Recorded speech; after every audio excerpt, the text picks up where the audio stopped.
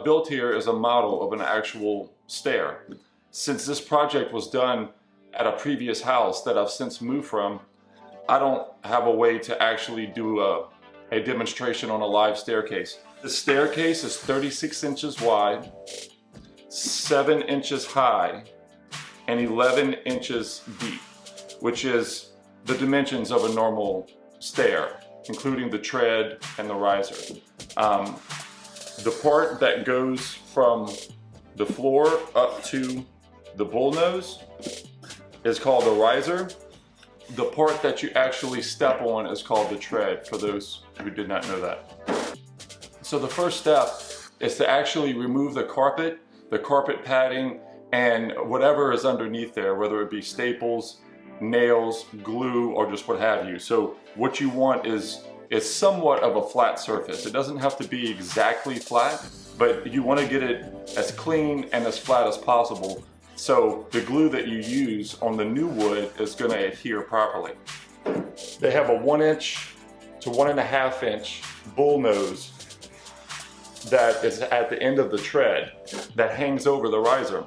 So what you want to do is take your circular saw and line it up to the corner of this bullnose to where you can rip off the piece that is overhanging over the riser.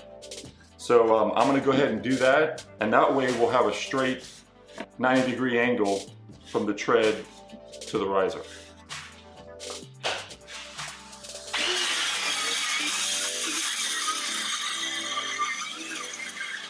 Alright, so now that we have the bullnose removed from the end of the tread, now it's time to size the hardwood flooring that we're going to put on the riser.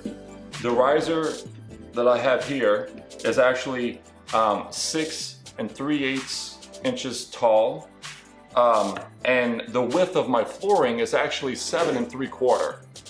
So if I just put this flooring on top of this riser, as you can see, it's a little bit too big right here.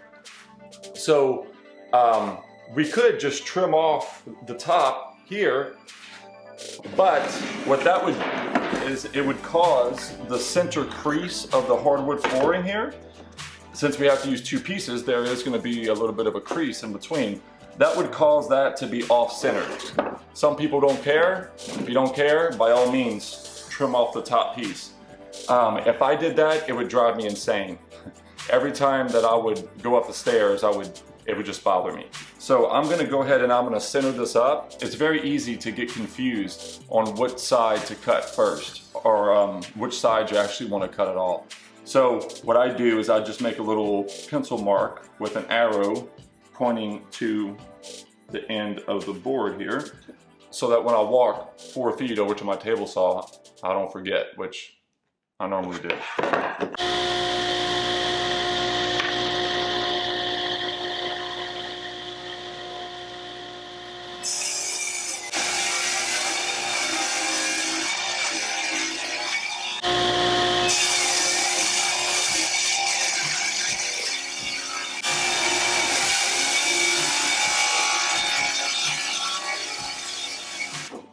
So I just got done cutting the riser on the table saw. I ended up cutting a little bit too much, but that's okay. Man, I should probably pause right here. If you're gonna do a lot of stairs at one time, what I found to be the easiest procedure is to actually go through your entire staircase, do all of your risers first, get all that done, and then come back and get all of your treads done. When you do all the risers first, you can kind of get yourself into a rhythm, which is key, and it's a huge time saver as well. So now we're going to go to the treads. So the treads are going to actually be the same way. We're going to put a board down. We're going to put another board down. See where this one goes. Kind of line them up. Doesn't have to be perfect, but you probably want to line them up a little bit. Okay. And then you're going to take your last board here,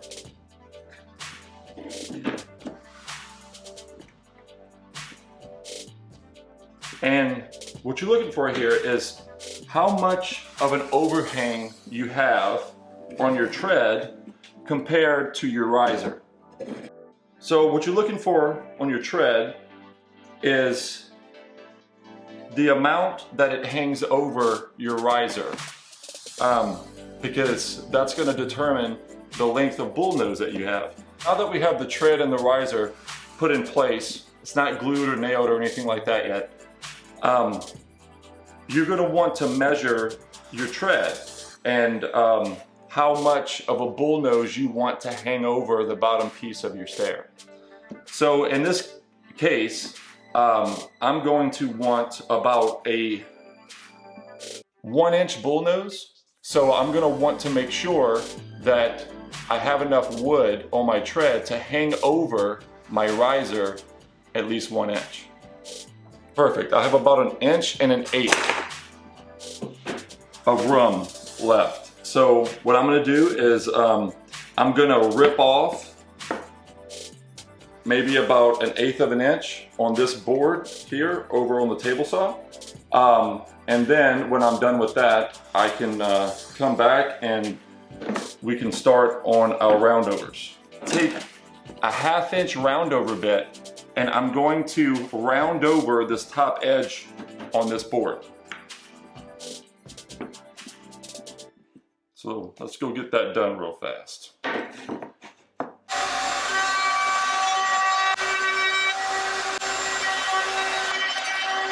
Back together real fast. All right. So we got this. And what's going to happen is I'm going to see how much room I have between the end of this riser and the tip of my roundover. Should be about 1 inch or whatever I said it was last time, I forgot. And then what I'm going to do is I'm going to take this scrap piece and I'm going to cut it down to that size, and I'm going to put the other portion of the roundover on the bottom. So what you'll end up with is a roundover that looks somewhat like this. I glue that up, clamp it together. We're going to let it dry for maybe 12 hours or so. And then we're going to come back. I'm going to try to match this stain. I can't remember what I did when I actually did my stairs. I think it was a mixture of dark walnut and red oak, about 50/50. Normally you can find the exact stain color that you need in one of the big box stores. You don't have to really get complex as I did, trying to mix the different colors and stuff like that. I probably didn't have to be honest with you. I probably could have used just one color and it would have blended in just fine. But I don't know, sometimes I like to complicate things on purpose. So now that I have this ripped down to 1 inch, what you do is you take this and you put it on the bottom of your stair, about right here.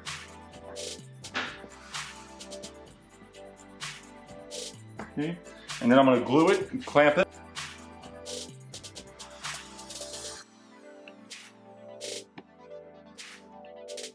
A quick note, you're going to want to do all the work to this end piece in your garage, not on the stair tread itself.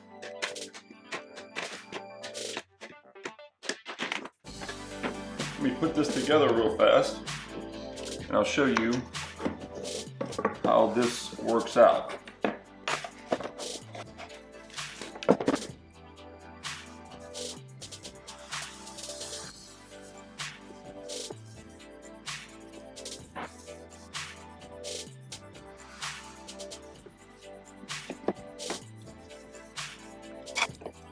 So once you're done staining the bullnose in your garage, in your workshop, the next step is to let it dry for a little while according to the instructions on your stain. Then put some sealer on it. They have many types of sealers out there. Choose the one of your preference. The only thing that I would suggest is that you choose the finish of your stair. So if your flooring is a high gloss, then you would want to choose a sealer that would be high gloss. If it's more of a flat or a matte look, then you would want to choose a sealer with that same look as well. So you may be asking yourself, why go through all this trouble? Why not just buy the tread and the riser and then call it a day, right? Well, the primary reason is money. When I put in my wood floors in my loft and came up to the stairwell, I knew that I wanted to get rid of the carpet on the stairs as well. So I pulled all of the carpet up and I thought that I could just buy the matching treads and risers to the type of floor that I used. Well, I quickly learned that it is crazy expensive to buy the treads and the risers. In my case, I was looking at about $120 per stair. And when I say per stair, that includes the tread and the riser piece. To use the flooring that you already have, and you probably have a lot of scraps, it came out to be probably about 20% of that. So it came out to be like maybe in between $20 and $35 a stair if you use your normal flooring to do what I just did. So to me, the cost was worth it to go through the extra effort. So to quickly recap for you, step 1, pull the carpet off of your stairs. Step 2, clean your stairs of all foreign debris, staples, nails, carpet padding, glue that holds the carpet padding in place, and so on and so forth. One thing that you may run into that I did not mention earlier is that the majority of stairs are going to be against a wall. So when you're coming across with your circular saw, you may not be able to get all the way to the end. So just try to get as far as you can, and then you can finish it off with a handsaw or whatever tool you think that would be best to use without putting any damage to your wall. And the next step is to build your riser. You're going to want your riser to be flush with your tread or maybe a little bit shorter. It cannot be any shorter than the thickness of your wood that you're going to put in place. That would be my suggestion. If your wood is a 1/2 inch thick, you want this riser to come up less than a 1/2 inch to the top of this tread. You're going to want to have the seam of your wood flooring be in the middle of your riser. Then you're going to want to take boards, line them up to the back of the tread, okay? And you want your bullnose to stick out about the same as it did on your previous stairs before you removed the bullnose from the tread. Be anywhere from a 1/2 inch to an inch. All right? So what you're going to do is you're going to trim that off. You're going to bring it over to your router, which is a needed tool. I know that there's some of you that probably don't have a router, which is not a big deal. You can call a friend, you can borrow one. They're not that expensive to begin with. So it's probably a good tool to have anyway, especially if you're a hobbyist woodworker. And you're going to want to use a 1/2 inch roundover bit in your router to create the first roundover over your first board. Right? And then you're going to want to get another board. You're going to want to create a roundover on that one as well, and then trim it to where it's going to meet your riser and still be the same length of your bullnose. Remove this piece and glue them together in a separate location, in your garage, in your workshop.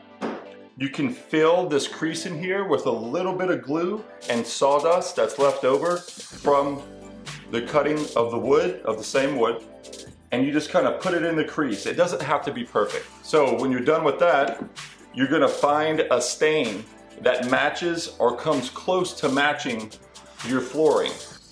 You're gonna put the stain on here, you're gonna let that sit. Just pay attention to the instructions on the stain that you purchase. You're gonna wipe it off.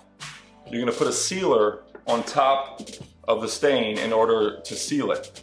Sealer should match the gloss of the flooring that you're using. If the flooring that you're using has more of a matte or a natural finish, then you're gonna wanna use that type of sealer. If it has a high gloss finish, then you're gonna wanna match that. I'll include some links in the description for the stain that I used, the sealer, the adhesive that I used for the stairs. So you're going to want to glue your risers first, right? So you come here, you ensure that they are together. You can even put a piece of painter's tape on the front of here to make sure that they don't try to come apart as you're gluing. You just put a liberal amount of glue all on your risers, fill in any gaps, and you're going to want to squeeze it on there. When you squeeze it on here, you're going to want to try to get a suction to the riser. When you're done with your riser, you're going to move on to your tread. You're going to take the same glue, you're going to go into a zigzag pattern across the existing stair tread, and then when you go back, you're going to do the same thing and hit all the spots that you missed on the first pattern.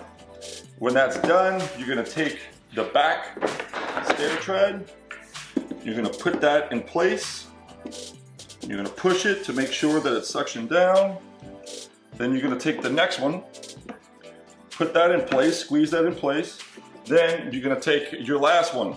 Make sure that you put glue right here in the seam, and take that, put it in place.